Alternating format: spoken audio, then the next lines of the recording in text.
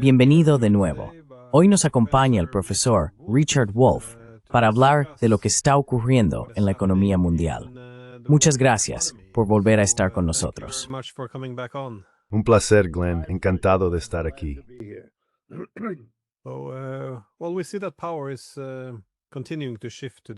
Bueno, vemos que el poder sigue desplazándose hacia el este. La economía mundial está cambiando y el occidente político parece menos capaz de competir en este nuevo mundo. En este contexto, vemos que el gobierno de Estados Unidos sigue cerrado. Estados Unidos está imponiendo aranceles al mundo y también preparándose para atacar a Venezuela, ya sea por el llamado narcoterrorismo o para apoderarse de su petróleo. Mientras tanto, en Europa, ahora hablan de nuevas formas de legalizar el robo de fondos soberanos rusos. Y los neerlandeses incluso confiscaron recientemente una empresa china de chips, Nexperia. Entonces, ¿en qué etapa del capitalismo nos encontramos? ¿Ves alguna?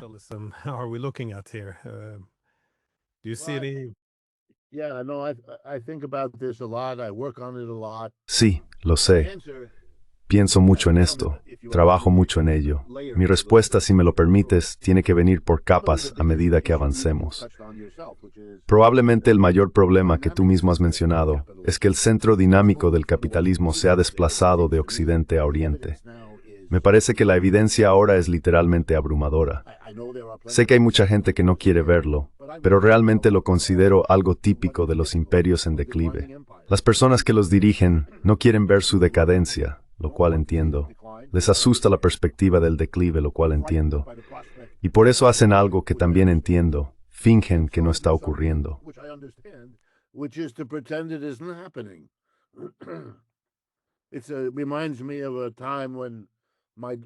Me recuerda a una vez en que mi pequeña hija y yo estábamos dando un paseo y un perro se acercó y empezó a ladrar. El perro que ladraba la asustó, así que hizo lo que a ella le pareció lo más lógico. Se tapó los ojos con sus pequeñas manos. Nadie le dijo que lo hiciera, simplemente lo hizo porque así no podía ver al perro, y le resultaba mucho menos aterrador porque no podía verlo. Sabes, fue un momento en el que te das cuenta de cómo un ser humano aprende, con el tiempo, que el perro ladra son correcto, con el mano bravo y selters, porches de polgaque.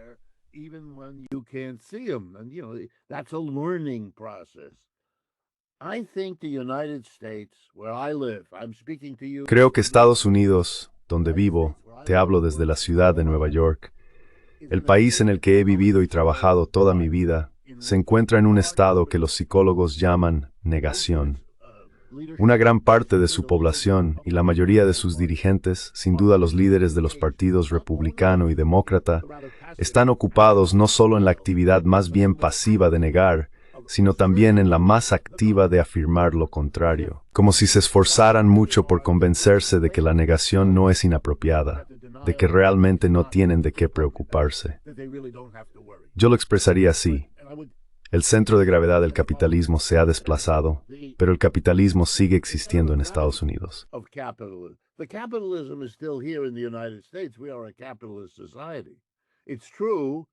Somos una sociedad capitalista. Es cierto que esta semana elegimos por primera vez a un socialista como alcalde de esta ciudad, lo cual es un paso enormemente importante y también un paso en este declive. Seguimos siendo sin duda un país capitalista, pero ya no es el centro dinámico. Ya no es donde los avances tecnológicos son asombrosos y se construyen unos sobre otros. Ya no es la zona de crecimiento. Ya no es la expansión del mercado. Básicamente, no es ninguna de esas cosas. Quedan algunos sectores dinámicos. La alta tecnología en California es uno de ellos y así sucesivamente. Pero la mayor parte de la dinámica del crecimiento capitalista, el crecimiento técnico, el crecimiento de la producción, el crecimiento del comercio, se ha desplazado hacia el este.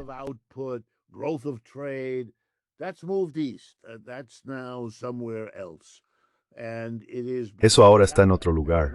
Y es la brecha, como sabes, tú y yo lo hemos comentado. Si sumas los PIB de los países del G7, eran aproximadamente iguales al PIB de China y los BRICS en 2020. Y aquí estamos casi 6 años después y la brecha se amplía cada año a favor de Oriente, no de Occidente. Así que el capitalismo está en una situación de declive en Occidente. Yo diría que es peor en Europa que en Estados Unidos. Pero mires donde mires, la dinámica, todo eso se ha desorientar. Y vemos los síntomas de nuestra cultura aquí literalmente, Gurstin. In our culture here, literally every day. Well, again, this is why I was curious. What happens Bueno, when- de nuevo, por eso tenía curiosidad. ¿Qué ocurre cuando ya no somos capaces de competir? Porque parece que existen estos reflejos distintos. Por un lado, tirar el libro de reglas en cuanto a cómo se supone que debe llevarse a cabo el comercio internacional. Y creo que también tienes razón en esto. Esa negación de la realidad. Hacemos lo mismo con la guerra en Europa. Es decir, cuanto peor va la guerra, más se golpea el pecho la clase política y más eleva su retórica. Pero, ¿ves alguna posible inversión de la situación económica? ¿Alguna forma de rescatar las cosas? Porque en todos los ámbitos principales, ya sea el liderazgo tecnológico, la supremacía industrial, el poder financiero o el mantenimiento del dominio del dólar estadounidense o del euro, ¿hay algún camino que veas que Occidente pueda seguir para empezar a mejorar su situación? where the West can take to start to improve its situation? I don't see it. I don't see a No lo veo. No veo un punto en el que pueda decir, bueno, si esto y esto ocurrieran, habría una posibilidad de evitar las implicaciones de lo que acabo de decir. Permíteme ser un poco más concreto. El impacto de que Estados Unidos y Europa, después de armar a Ucrania durante un periodo de 10 años, financiándola y armándola de todas las formas posibles, no hayan sido capaces de derrotar a los rusos, es un problema terrible, realmente terrible para ellos. No porque les importe tanto dónde están las fronteras. Vivieron durante décadas con la OTAN bloqueada por Europa del Este cuando formaba parte del sistema soviético. Pueden vivir con una frontera reducida de la OTAN. Esto no es un problema serio. Y su preocupación por la invasión de países pequeños es tan ridícula que cuesta tomársela en serio cuando personas por lo demás serias hablan así. Estados Unidos invadió Vietnam, un país rico, grande y poderoso. The United States invaded Vietnam, rich, big, powerful country, poor, little country. And all of these people didn't say it. Pobre país pequeño. United States invaded Y toda esta gente no dijo nada. Y luego Estados Unidos invadió Afganistán, uno aún más pobre, y nadie dijo pequeño. Ya sabes, un país grande invade a uno pequeño. Luego Irak. something in Venezuela. Quiero decir, Is what? esto es absurdo. Estamos a punto de hacer algo en Venezuela. ¿Qué es qué? Es un ejercicio de fantasía. Es un ejercicio de reafirmar cuando uno tiene miedo que la doctrina Monroe sigue siendo la ley del mundo y que Estados Unidos está ahí para hacerla cumplir. Pero es tan desesperado que necesita un pretexto completamente transparente. Quiero decir, este asesinato, no sé cómo se ha tratado esto en la prensa europea, pero conozco a Estados Unidos y ya ha habido al menos entre 60 y 65 personas, llevo cierto registro, que han muerto en estos barcos, en parte en el Caribe, en parte en la costa del Pacífico de América Latina. Partly on the Pacific Ocean side of Latin America. No evidence, none, zero. Ninguna prueba, ninguna, cero. Jury, Ningún abogado, ningún jurado, ningún juez, nada. Ejecución sumaria por parte del ejército estadounidense. Y para quienes ven este programa y no conocen la ley estadounidense, tenemos un grave problema de drogas en este país, pero lo hemos tenido durante 50 años. Durante toda mi vida, las drogas han estado por todas partes. Puedo conseguir cualquiera de las llamadas drogas ilegales aquí en Nueva York cuando quiera. Cuando mi hijo y mi hija fueron a la escuela pública aquí en Estados Unidos, estaban rodeados de niños que tenían y consumían drogas. Ellos mismos se sintieron tentados con frecuencia, como les ocurre a todos los niños. Tenemos un problema serio, y las personas involucradas en el tráfico de drogas son arrestadas todos los días en este país. Ninguna de ellas ha sido ejecutada. none of them has ever been executed. The drug trade is not a capital crime in the United El narcotráfico no es un delito capital en Estados Unidos. Así que aquí había personas supuestamente involucradas en el narcotráfico, a miles de kilómetros de Estados Unidos, que no representaban ninguna amenaza concebible y fueron ejecutadas sumariamente. Eso es un comportamiento grotesco. Incluso los partidarios del señor Trump en este país no saben qué decir. Realmente no lo saben. Y cuando por fin dicen algo, suena como el guión de una película mediocre del oeste. Frases duras como, oh, tenemos que atraparlos, tenemos que ocuparnos de ellos. Es infantil, aunque la palabra infantil no basta, porque se están matando seres humanos y bastantes sin que se vislumbre un final mientras se afirma que son venezolanos. With no end in and asserting that they are Venezuelan. No way to know who they are. You haven't looked at their. No hay manera de saber quiénes son. No has mirado sus documentos. Esto es ridículo. Es una fantasía y se está machacando con ello. Y fíjate, no solo por parte de Trump, sino también del vicepresidente, del secretario de Defensa. Todos participan en un ejercicio que un humorista llamaría la presentación machista en el vestuario masculino del gimnasio. Hay algo muy extraño, casi ritual, en su forma. Mientras tanto, la situación económica sigue deteriorándose. Es extraordinario lo que estamos viendo. Estamos aquí en Nueva York ahora, esperando a ver cuán grave será la recesión actual ya en marcha y cuánto durará, que son las dos grandes preguntas que toda recesión plantea al principio. All recessions present at the beginning. Employment looking bad. Inflation not going El empleo se ve mal, la inflación no está bajando y hay preocupación de que los aranceles, que en realidad aún no han tenido efecto, estén en proceso de convertirse en precios minoristas más altos. Goldman Sachs y otros han publicado estudios al respecto. Tal como se predijo, los importadores, las empresas estadounidenses que importan, que son las que realmente pagan el arancel, por cierto, y fíjense, los estadounidenses, empezando por el señor Trump, siguen hablando con una confusión cuidadosamente coreografiada. Si se escucha con atención, los aranceles se presentan como un castigo para otros países. Nos han engañado, han jugado con nosotros. Los datos de la balanza de pagos se manipulan para sostener ese argumento. Y así vamos a castigarlos con un arancel. La mayoría de los estadounidenses, mis estudiantes, yo enseño economía, most Americans, my students, I teach economics. It's a subject we teach. I have to explain to my students. es la materia que enseñamos. Tengo que explicarles a mis alumnos que no lo entienden, que un arancel es un impuesto impuesto por el gobierno de Estados Unidos a los ciudadanos estadounidenses, ya que el gobierno de Estados Unidos no puede imponer impuestos a los ciudadanos de otros países. Así que no entienden a su propio presidente, que sigue hablando de golpear a los chinos con un arancel. ¿Se lo explico? Y entonces, por supuesto, lo entienden. Goldman Sachs tiene un buen estudio, no son los únicos, que muestra el patrón de desplazamiento. Ahora están trasladando la carga. El impuesto adicional que tienen que pagar, deben recuperarlo de alguna manera, y por eso los precios en el sector minorista están subiendo. Y eso ya sabes, es notable. And that then leads, it's remarkable. Each aspect of this decline. Cada aspecto de este declive ahora alimenta otro aspecto. Te contaré una historia, es apócrifa, pero ilustra el punto. Cada año, el mayor establecimiento minorista de Estados Unidos, Walmart, que estoy seguro de que la gente conoce en todo el mundo, domina aquí en Estados Unidos. Tenemos la festividad de Acción de Gracias a finales de noviembre y tradicionalmente se come un pavo, ese ave cocinada para la ocasión. Así que Walmart, como anuncio, publica: este año estamos muy orgullosos, tenemos un paquete completo.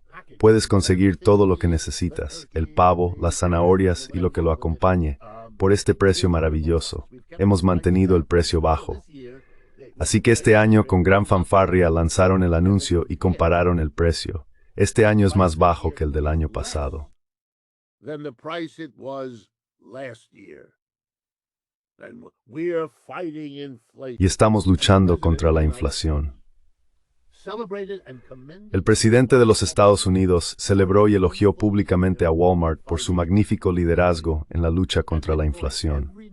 En ese momento, todos los periódicos del país, excepto aquellos tan comprometidos con el apoyo al señor Trump que no pudieron hacer lo que estoy a punto de describir, señalaron que, si se suma la lista de artículos de la Caja de Acción de Gracias del año pasado, este año tiene una cuarta parte menos de artículos, por eso el precio es más bajo. Si se comparan los mismos artículos del año pasado con los de este año, el precio es significativamente más alto. De acuerdo, esto es infantil, pero algo así ocurre en Estados Unidos ahora casi todos los días, y sigue dejando al descubierto y al descubierto. Almost every day. and it keeps exposing and exposing. And the election results of last Tuesday. Y los resultados de las elecciones del pasado martes, una victoria total. Todos los candidatos respaldados por el señor Trump perdieron, y todos los que se oponían al señor Trump ganaron. Es cierto que se trata de un número reducido de candidatos, pero Virginia y Nueva Jersey son estados muy importantes en la estructura electoral de Estados Unidos. Y la victoria en la ciudad de Nueva York eclipsa a todas las demás, ya que el socialista, que por cierto, fue calificado por el presidente no como socialista. El propio señor Trump se corrigió. Dijo, no es un socialista, es un comunista. Ahora bien, en este país eso equivale a decir que es un emisario del diablo, con cuernos y cola incluidos. Así que el presidente lo denuncia, ¿y qué ocurre? Obtiene más votos que el resto de los candidatos juntos. Consiguió más del 50% de los votos.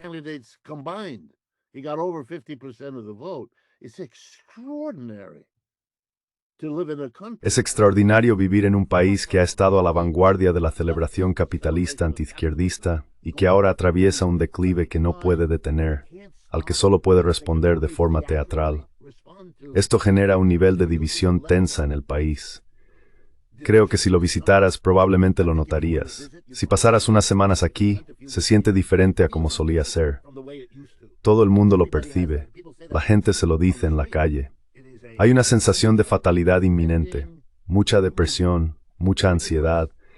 Entre los jóvenes hay una sensación de haber nacido en un momento muy desafortunado y quieren un cambio y lo desean con fuerza. Estas elecciones tratan de personas por cientos de miles que salen a votar aunque normalmente no lo hagan, solo porque pensaron que quizá alguien tan diferente como un socialista merecería su voto. Veremos qué pueden hacer. Let's see what they can do. It seems that the former consensus around the Parece que el antiguo consenso en torno al statu quo, por supuesto, modificado en cierta medida durante los últimos 80 años, está, bueno, a medida que el statu quo desaparece, el consenso también se desvanece. Así que ahora vemos tanto a la derecha política como a la izquierda dispuestas a experimentar con cosas nuevas. En la derecha, evidentemente, se la jugaron con Donald Trump, mientras que en la izquierda están intentando algo diferente en Nueva York. Pero el aspecto preocupante es que no hay un terreno común, como decías. Parecen odiarse con bastante intensidad. Y de hecho, los intentos de deslegitimar, no mediante el enfrentamiento de los argumentos o la definición de los problemas clave, sino simplemente a través de ese etiquetado barato como, oh, es un comunista, no pueden traer nada bueno.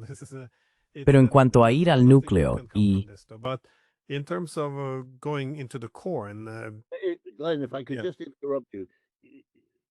Glenn, si pudiera interrumpirte un momento, porque estás diciendo algo muy importante, pero quiero llegar al punto principal. Añadiría a lo que estás diciendo. No tienen nada que decirse entre ellos porque cada parte quiere culpar a la otra del declive, pero no puede admitir que exista, lo cual es una tarea muy difícil. Imagina que te piden dar un discurso. Eres senador de algún lugar. Un discurso en el que los culpas del declive de Estados Unidos, que todo el mundo percibe, pero no se te permite decir que hay un declive. Lo más cerca que puedes llegar es al eslogan del señor Trump, hacer que América vuelva a ser grande.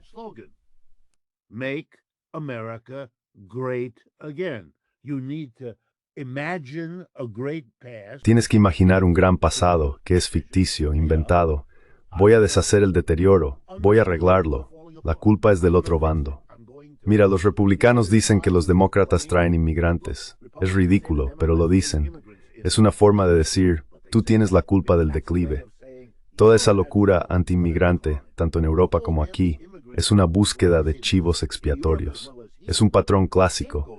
Se busca un objeto irreal para tu ira porque no puedes entender, o tienes un tabú que te impide afrontar lo que realmente es. Luego, los demócratas odian a los republicanos porque la manera republicana de hacer que Estados Unidos vuelva a ser grande requiere construir una coalición de personas que se tomen esa idea en serio. ¿Quiénes son?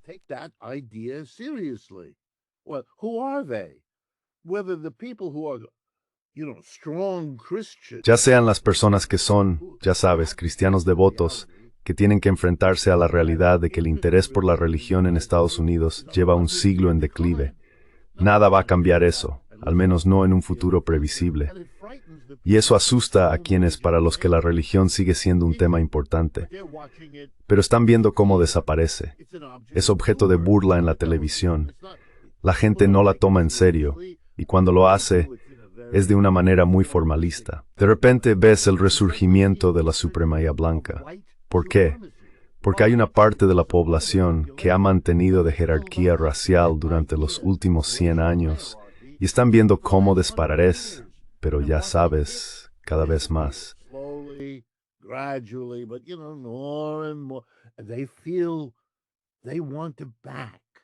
Sienten que quieren apoyarle. No lo dirían, pero lo hicieron. Y así se reúnen en torno al eslogan «Hacer América grande otra vez».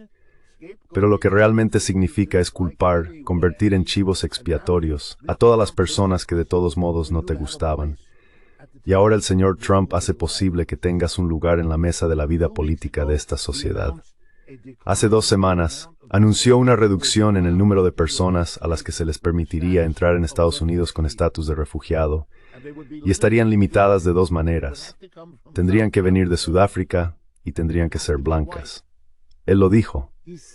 Sabes, un presidente en los últimos 40 años que pudiera pensarlo nunca podría decirlo. ¿Por qué lo hace?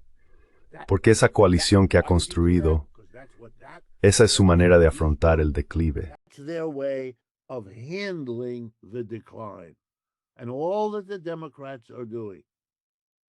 Y todo lo que están haciendo los demócratas no discrepan.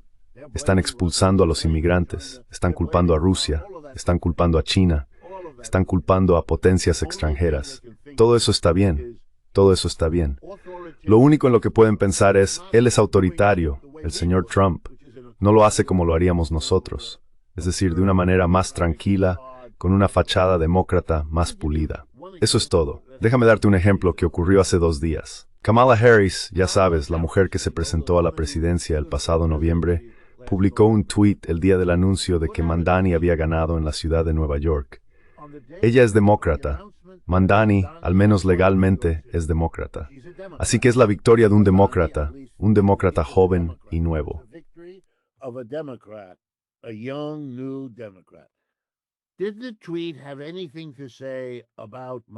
¿El tuit decía algo sobre Mamdani?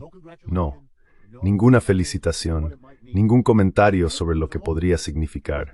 En cambio, era un tuit largo, dedicado por completo a la muerte de Dick Cheney, el ex vicepresidente que había fallecido un día antes. Y ella comentó lo gran servidor público que había sido el señor Cheney. Este es un hombre al que el Partido Demócrata ha calificado de criminal de guerra por lo que hizo en la guerra de Irak y todo eso. Un republicano de extrema derecha y así sucesivamente. Ella no comentó sobre el éxito de su propio partido. Hizo un elogio fúnebre del señor Cheney. Eso es un partido demócrata declarando la guerra al señor Mamdani y a todo lo que él representa. Te cuento esta historia porque muestra que esto se está desintegrando aquí.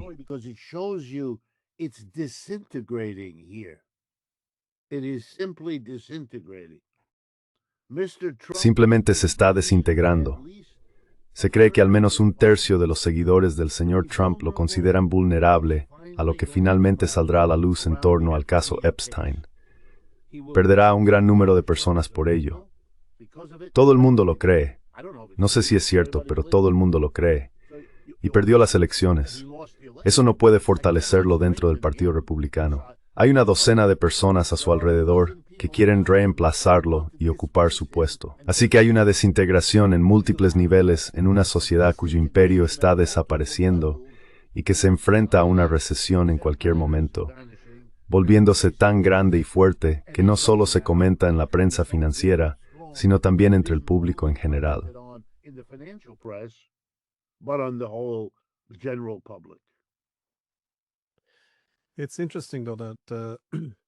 Es interesante, sin embargo, que con el declive económico, cuando se empieza a ver que el sistema político se desintegra un poco, obviamente hay que trazar nuevas líneas de batalla. Y esto siempre implica definir quiénes somos nosotros frente a los otros, lo cual, como señalaste, está cambiando tanto en el Partido Demócrata como en el Republicano. Lo interesante en el caso de Estados Unidos, sin embargo, es que a menudo ha sido bastante único al tener un nacionalismo muy positivo, basado en la suposición de que sus mejores días aún están por venir. Desde las colonias en la costa este avanzando hacia el oeste, pasando por la era bipolar y luego la unipolar, siempre ha ido de fortaleza en fortaleza. Pero ahora que se enfrenta al declive, esto abre la puerta a un tipo de nacionalismo más negativo.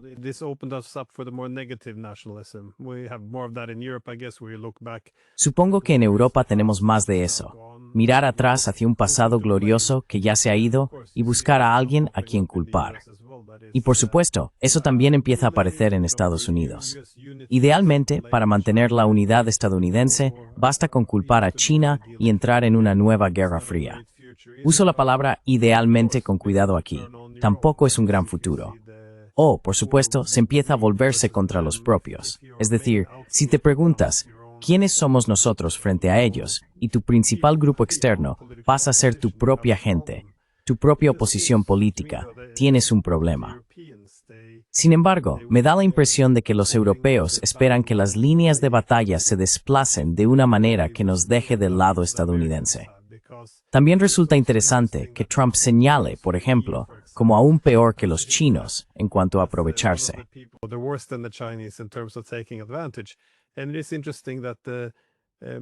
Y es interesante que, bueno, antes de que preguntaras, no estaba seguro de cómo se trata el tema venezolano en los medios europeos. Pero me da la impresión de que a los europeos no les molesta demasiado la idea de que Estados Unidos se apodere de los activos venezolanos. Sobre todo porque, ya sabes, mantienen relaciones tan estrechas con los chinos y los rusos. Pero esperan que esto se haga dentro del marco del occidente político. Por eso creo que, por ejemplo, el Premio Nobel de la Paz fue casi un tiro fácil para Trump. Es decir, mira, aquí está la oposición. Ella quiere derrocar al gobierno, pero lo hace en nombre de la democracia liberal. Así que si lo haces en nombre de la hegemonía liberal, promoviendo la democracia, entonces esa es la identidad compartida del occidente político.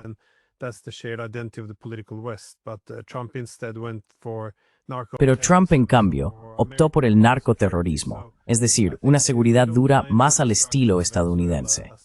Creo que no les importa la destrucción de Venezuela mientras, ya sabes, estemos del lado de Estados Unidos en estas líneas de batalla, y en cambio veamos a los europeos fuera de ellas. Pero, ¿lo viste? ¿Ves a Estados Unidos distanciándose de Europa? ¿O cómo crees que está cambiando la relación durante este declive político? Y cuando digo Estados Unidos, me alicuengring que de fuerzas por esta especie.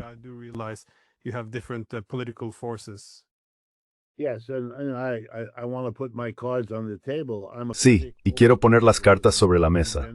Soy un crítico tanto del capitalismo en general como del capitalismo estadounidense, y creo que una sociedad sana es aquella que tiene críticos.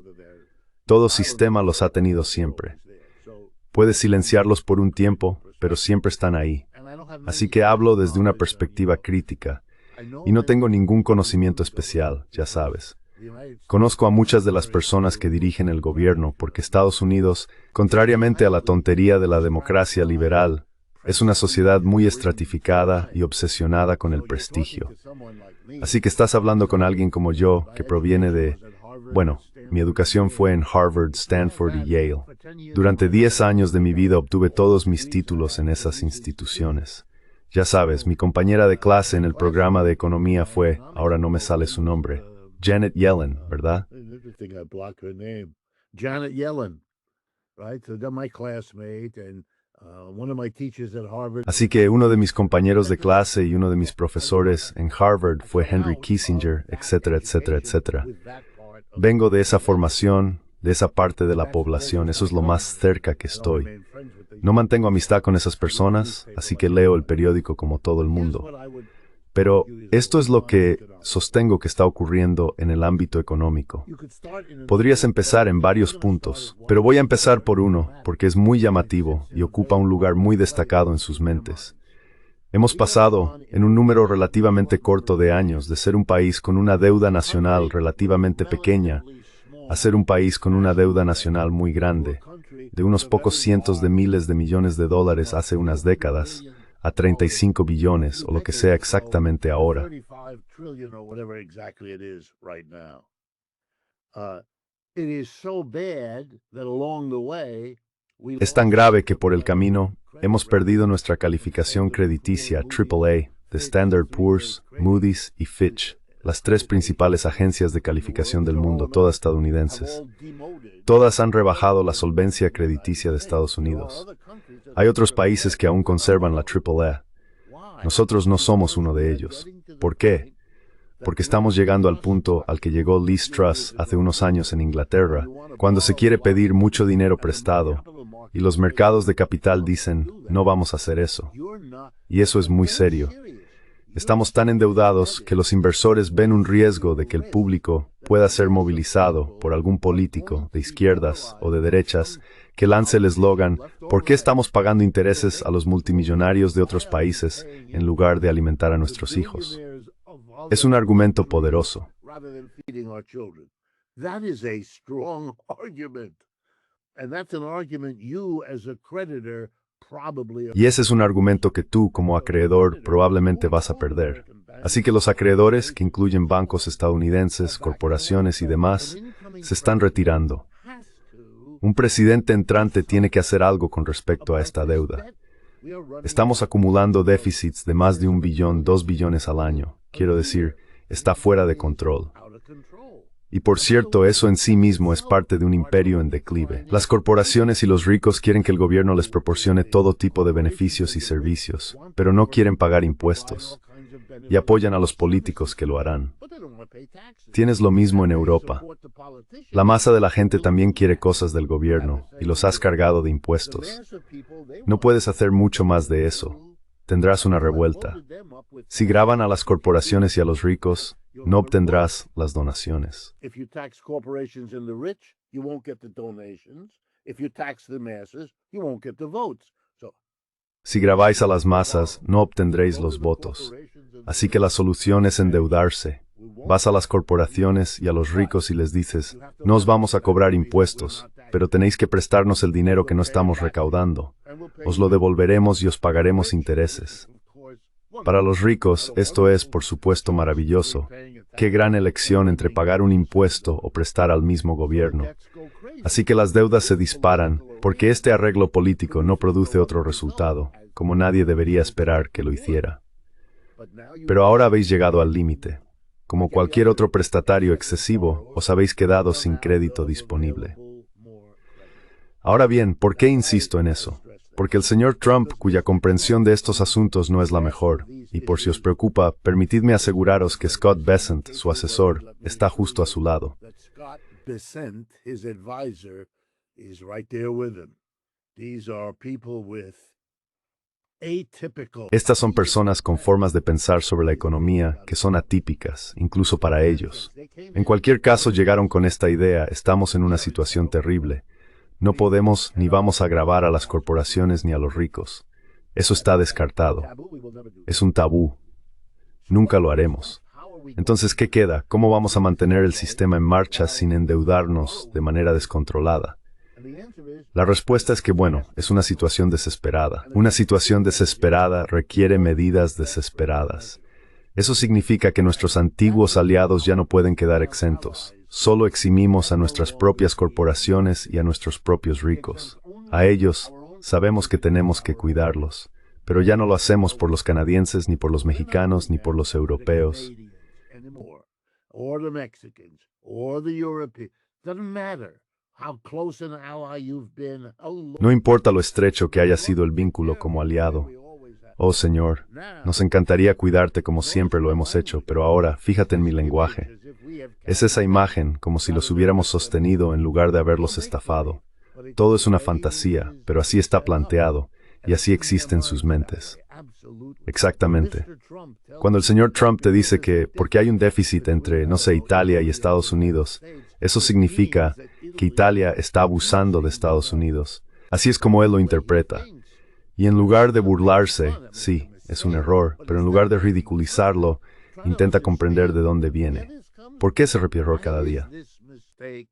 Being repeated every day because it fits into porque encaja en la idea de que ahora vamos a salvar a Estados Unidos utilizando su propio tamaño, su propia importancia para los británicos, los neerlandeses, los chinos, los japoneses. Ellos tendrán que pagarnos por el acceso a la fuerza que tenemos. Y así es como vamos a mantener nuestra fortaleza. Así es como vamos a conservarla. Así que no vamos a ayudar a nadie más. ¿Quieres tropas en Europa? Paga por ellas. ¿Quieres un escudo militar? Paga por él. ¿Quieres librar la guerra en Ucrania? Paga. No vamos a hacerlo nosotros. Estamos administrando nuestros recursos para superar este periodo difícil y vamos a sacaros hasta el último céntimo que podamos.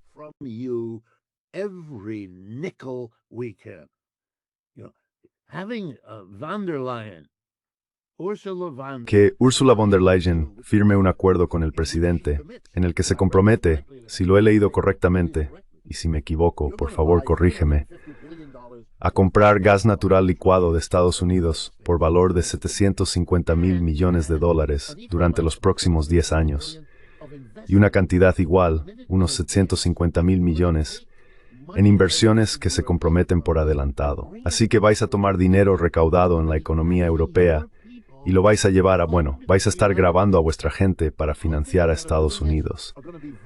Los políticos que hacen esto van a ser expulsados del cargo por ello. Quiero decir, me deja perplejo cómo pueden funcionar, cómo se hace esto en Europa. Tendría que entrevistarte, tendrías que ayudarme a entender cómo funciona este juego de demonizar a Rusia y tratar con servilismo a Trump. En mi caso, me quedo preguntándome por el estado mental de los líderes europeos.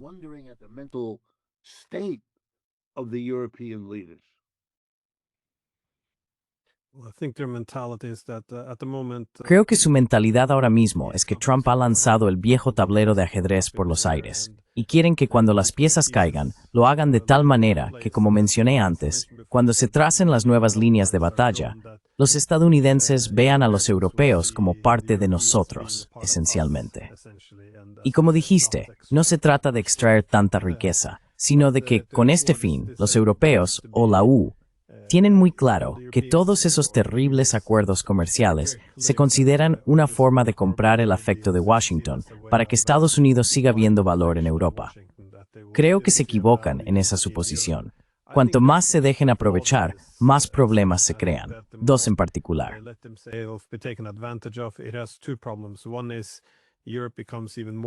Una es que Europa se vuelve aún más debilitada y más vulnerable, por lo que es menos probable que Estados Unidos la vea como un socio igual.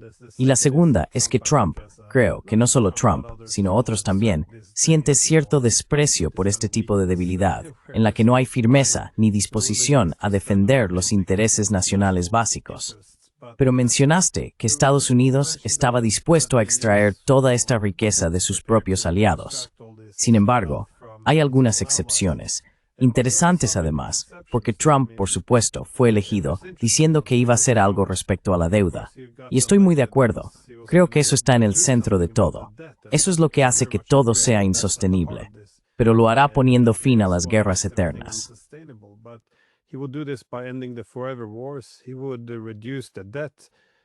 Dijo que reduciría la deuda, por eso me alegró el papel de Musk, simplemente recortarlo todo. Pero ahora vemos que muchas de las guerras continúan. De hecho, parece que incluso podría iniciar algunas nuevas. Sin embargo, también dona dinero. Rescata a Israel durante la guerra y también a Argentina, lo cual es interesante. Así que el gobierno estadounidense se paraliza mientras él ayuda a Argentina. Eso parece ser uno de los problemas que le está haciendo perder mucho apoyo allí. ¿Cómo se puede entender esto? En este momento crítico de la historia estadounidense, cuando estamos luchando con una deuda insostenible, este es el momento de rescatar a Argentina, cuando la propia base de Trump votó por él para que hiciera exactamente lo contrario, para que los cuidara a ellos primero, América primero, como él mismo dijo.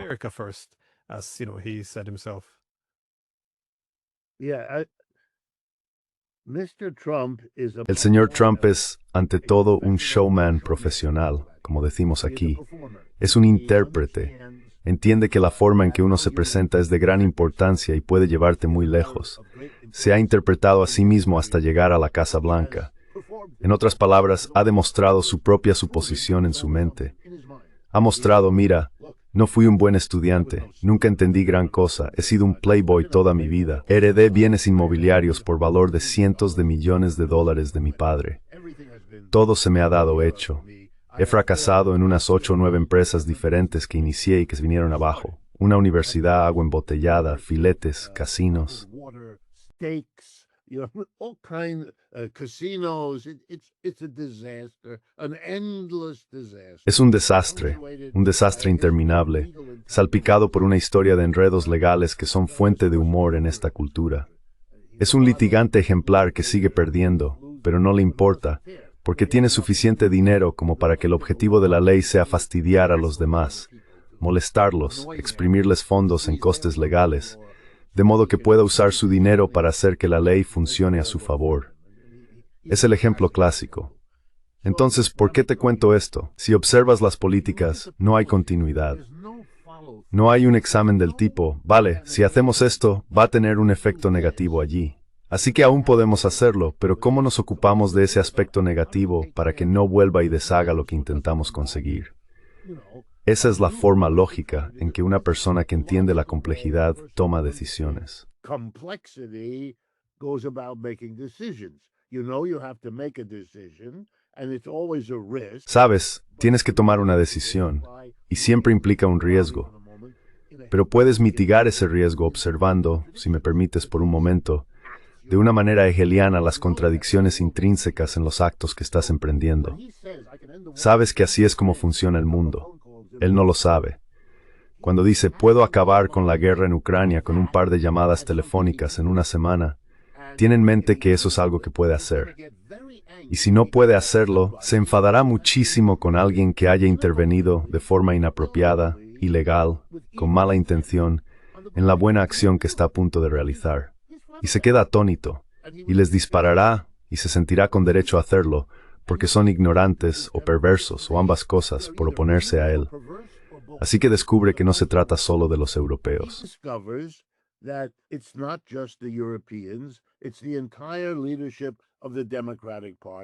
Es todo el liderazgo del Partido Demócrata y la mitad del liderazgo del Partido Republicano los que quieren librar la guerra en Ucrania. Y no van a dejar que él lo haga. Son demasiados y tienen demasiado poder en esta sociedad. Podría conseguirlo, podría haberlo hecho, pero para ello habría tenido que hacer algunas concesiones que no quería hacer, porque puede ver que eso podría perjudicarle. Así que no, va a apartarlos a todos y llegar a un acuerdo con el señor Putin. Eso es lo que va a hacer. Y por cierto, eso no ha terminado. Si la situación se deteriora, probablemente intentará hacerlo de nuevo. Y ya sabes, cómo reaccionen los rusos, no lo sé. Estoy seguro de que lo están pensando todo el tiempo. Él no lo reflexiona.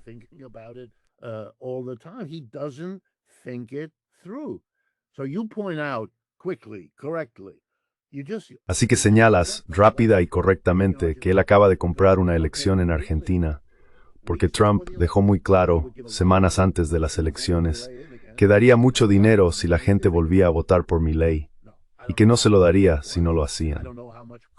Ahora bien, no sé cuán importante fue eso, ni cuánto de actividad encubierta complementó esta actividad abierta.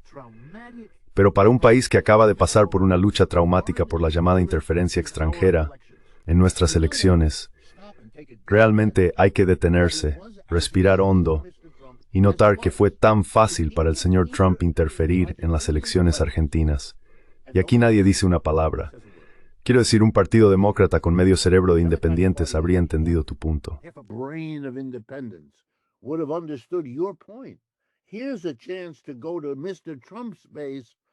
Aquí hay una oportunidad de ir a la base del señor Trump y decir, ¿qué estáis haciendo? América primero significa entre 20 y 40 mil millones. Y entonces deberían haber dado una lista de todas las cosas que los estadounidenses podrían haber obtenido por 20 a 40 mil millones de dólares y que ahora no tendrán porque estamos apoyando a un lunático en el poder en Argentina. Habría sido perfecto. No lo hicieron. Ya sabes, están atrapados en el mismo declive imperial. Por eso no dicen mucho sobre los barcos. Las mejores declaraciones en el Congreso de los Estados Unidos contra matar a la gente en los barcos provienen de un político republicano muy testarudo, Rand Paul, de Kentucky. se levanta y dice, ¿pero qué demonios es esto? Juez, jurado y verdugo. El señor Trump, él solo en el orden internacional. Quiero decir, ¿qué? ¿Qué? Pero los demócratas, al escuchar su discurso, no dicen nada. Democrats, listening to his speech, say nothing. Yeah, I watched him Sí, make, le vi hacer otros comentarios también, diciendo que aproximadamente 1 de cada 4 embarcaciones inspeccionadas por drogas en realidad no lleva drogas, o se trata de un error. Así que dijo, bueno, si seguimos las mismas cifras, estamos matando a 1 de cada 4 personas inocentes. De nuevo, si fuera legal matar a personas en aguas internacionales antes incluso de saber qué hay en el barco en nuestro país. In our country, we don't execute people convicted of. No ejecutamos a las personas condenadas por tráfico de drogas. Pero déjame advertirte, déjame ir un poco más allá. Los europeos deberían reflexionar seriamente antes de tomar la decisión de ponerse del lado de un país cuyo imperio se está desmoronando, cuyas divisiones internas han alcanzado un nivel alarmante de hostilidad. Ya sabes, con este ejemplo de los barcos y el ejemplo de IS, con lo que está haciendo internamente, quiero decir, ¿vas a ponerte del lado de qué? De los ideales liberales y democráticos del pasado. Eso es el pasado. Ideals of the past. That's the past. The only way that's going to come back is if Mr. Trump. La única manera de que eso vuelva es si el señor Trump, como de hecho está haciendo, provoca una reacción.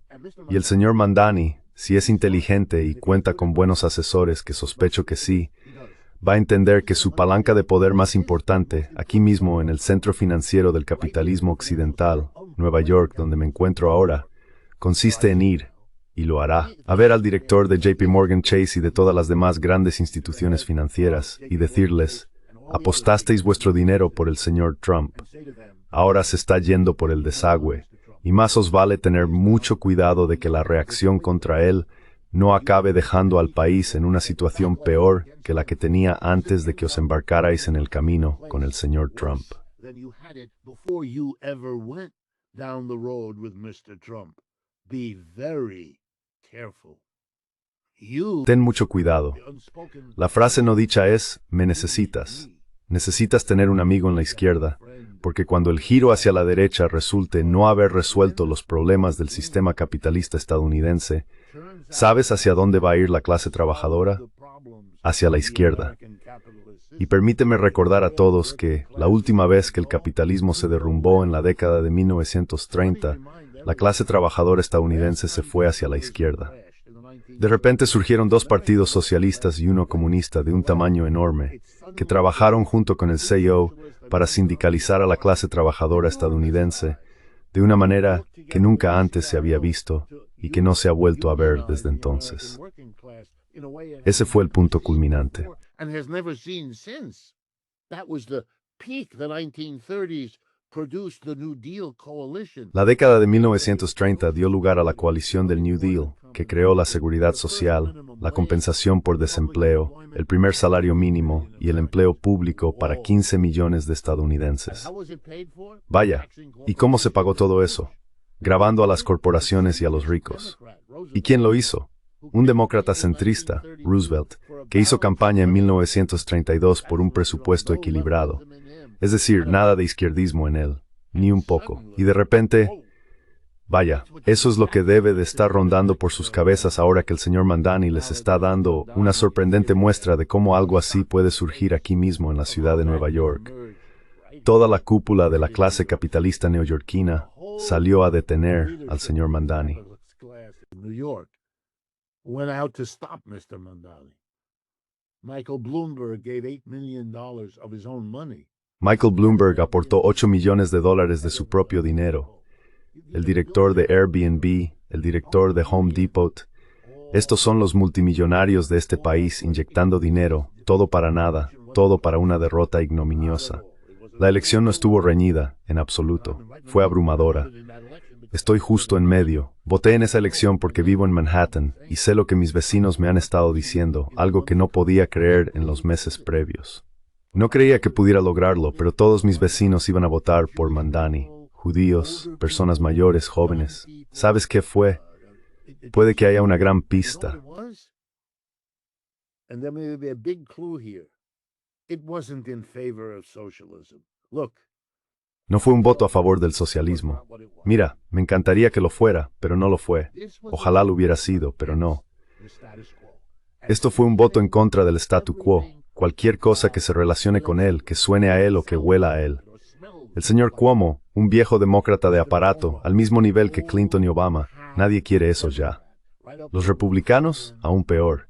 Entonces, ¿qué quería la gente? Querían algo diferente. ¿Y qué en Estados Unidos podría ser más diferente que un socialista musulmán? Era casi una broma, como si llevara un cartel que dijera, ¿quieres algo diferente? Lo diferente está aquí. Y la gente dijo, exactamente, eso es lo que queremos.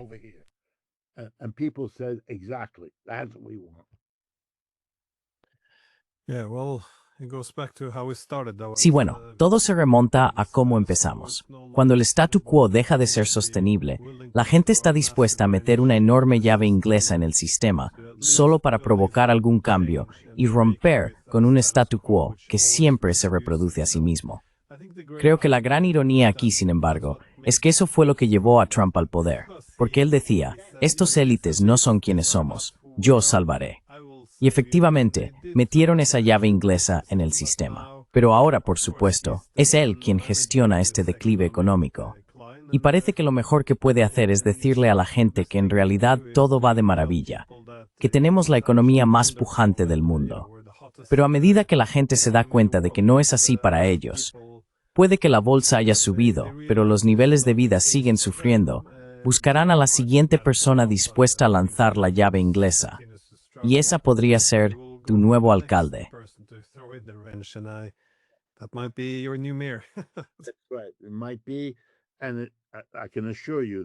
Así es, podría ser. Y puedo asegurarte que en todo Estados Unidos, en cada ciudad y pueblo, hay personas como el señor Mamdani que ahora están pensando en implicarse políticamente en su comunidad. Esto es, has dejado, si me permites, salir al genio proverbial de la botella, y no puedes volver a meterlo. Ya se está expandiendo de forma amorfa por todas partes, y no hay suficientes botellas ni suficientes personas. Las implicaciones, te lo digo, estoy empezando a ser consciente de ellas, y me abruman literalmente durante todo el día.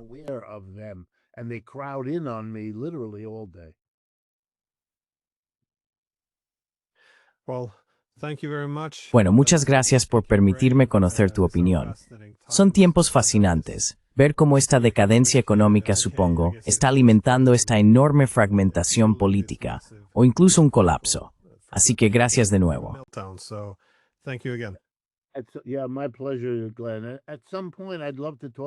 Sí, un placer, Glenn. En algún momento me encantaría hablar contigo también sobre Europa.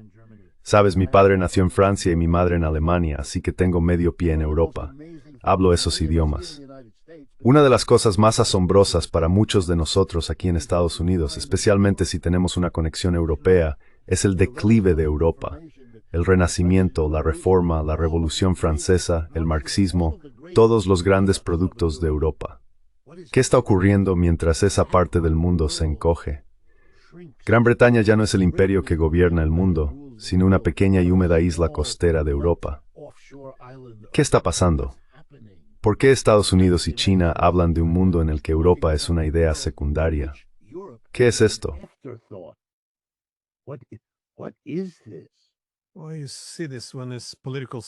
Bueno, esto se ve cuando se alcanzan acuerdos políticos en Gaza o en otras partes del mundo. Los europeos, si los invitan, solo están ahí para quedarse al fondo y ser objeto de burla. Y sabes, como europeo, me resulta desgarrador ver la dirección que está tomando el continente. Pero he oído que se explica así. Bueno, no hablé directamente, pero estuve en una conferencia la semana pasada con el ministro de Asuntos Exteriores de Hungría en Minsk, y él lo expresó con estas palabras. Los europeos tienen una crisis de racionalidad y sentido común. Pero me encantaría hablar de este tema contigo la próxima semana o más adelante, si estás disponible. Así que gracias. Creo que parte de lo que determinará el resultado de Europa es, por supuesto, principalmente Europa misma, pero también la actitud aquí, cómo la gente piensa sobre Europa a través del prisma de la experiencia estadounidense. Bien, así que volveremos a hablar. Good, so we'll talk again.